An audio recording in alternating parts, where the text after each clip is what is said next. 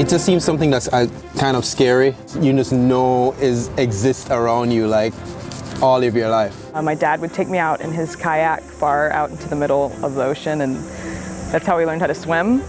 I've always felt safe in water. The ocean for me is just magic. But also just way more massive than you could ever imagine and ever interact with fully.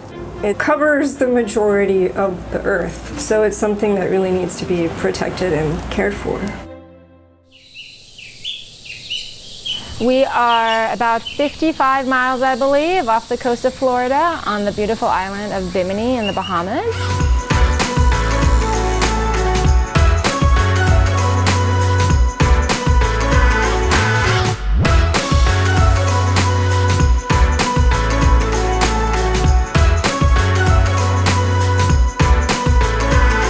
Bahamas has many jewels, but Bimini is actually the gem of the jewel, the creme de la creme, so to speak. Bimini is only 7 miles long, half a mile wide, and 1 million miles sweep. So that's it. Bimini is just a beautiful little place to be, and I wouldn't trade it for the world. Our mission is to inspire ocean stewardship. One way that we love to do that the most is through our Walls Artists for Oceans program that brings the oceans into the streets. Our brand purpose is to create an epic sea change for all. It means that we have to create change that's transformative, that's magical, not only for the guests that we have on board, but also for the communities we visit. So we want to show up differently. Virgin Voyages reached out to us with the objective to give a gift to the community. It was really important for us that whatever we were going to create together with PangeaSeed Foundation came from the community, that it was a collaborative process with people who called Bimini home. What were their hopes? What were they excited about with increased tourism? What were some of their concerns? At this point, Bimini appears to be losing its natural culture. For example, let's take the mangroves. So you know the mangroves is supposed to be a protected area. That's the bonefish seabed. They're now building homes in that area. We depend solely almost on our fisheries. We need to protect our coral reef and ensure that it lasts for a longer generations and for a lifetime.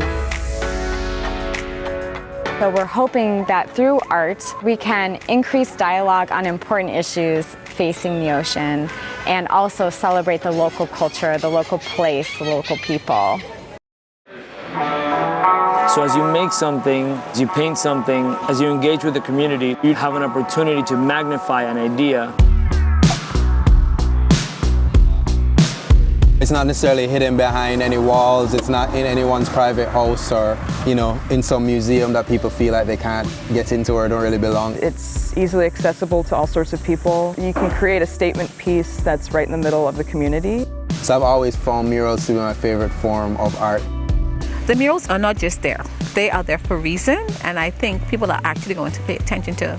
My mural focuses on plastic pollution in the water. I have a school of fish swimming with a lot of common plastics. Six-pack holders, red Solo cup, COVID face mask, and plastic bags. We have the manta ray, we have the hammerhead, we have the bull shark, and the lemon shark. We chose those specific animals because they are local species, and this is a shark sanctuary, so that we need to shed light on their importance and make sure that they don't disappear. My mural is about bonefish, and I decided to focus on doing a portrait of Ansel Saunders, who is a legendary bone fisherman here in Bimini. The community loves him. When I started painting him, they recognized him immediately on the wall. Ansel Saunders is this island's wise man. He and his brother are very much the historians of Bimini, and it was our honor to be able to create a mural that is a tribute to him.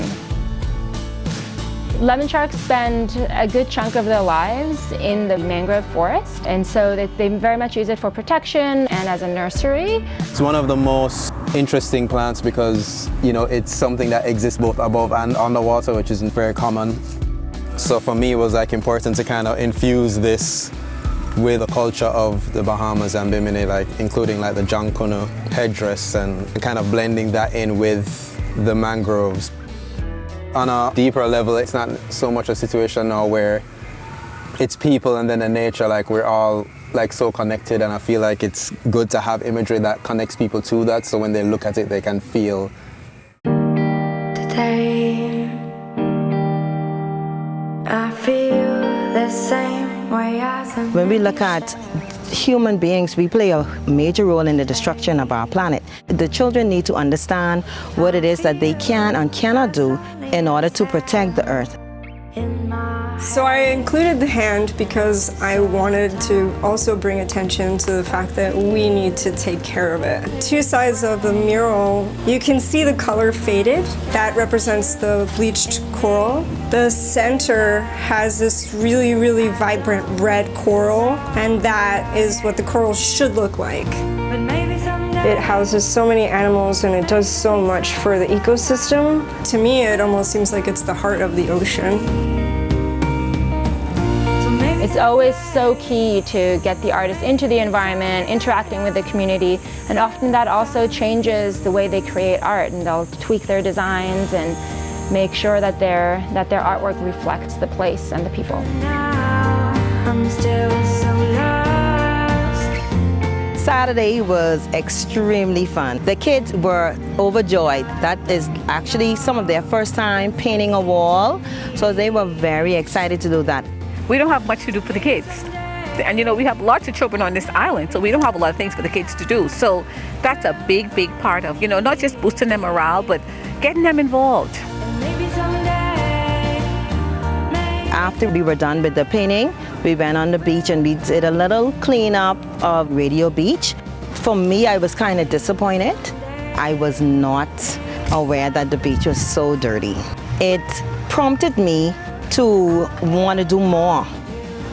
Try to make it more like a routine where I take the students out and we do a beach cleanup on a regular basis, so that at least we can maintain that environment and keep that area clean, because it is our natural resource and we must protect and keep it. But I'm ready to do what it takes, and I know We underestimate the power of art. You know, the influence that it can have. It doesn't have to necessarily be the answer, but it can be, you know, the question or like the beginning of the solution for something. And just at our wall, we had so many kids start pointing out the different animals that we had on the wall and talk about little fun facts that they knew about the sea animals. When we first got here, like, it was more like, what are these people doing here? And then slowly but surely we've won them over, and it's been so cool. They're wonderful people. They acknowledge you, they acknowledge what you're doing. Everyone honks and gives me praise, and they're like, thank you so much for doing this for us. When I drive around the community and I see these murals, and I think they add so much luster, and it kind of restores my sense of pride being a Bahamian. At least we can see that something is being done to help us revitalize and become more patriotic again. I hope that the tourists would actually get the message loudly and clearly. The beauty of Bimini is in the sea, so we have to protect the sea.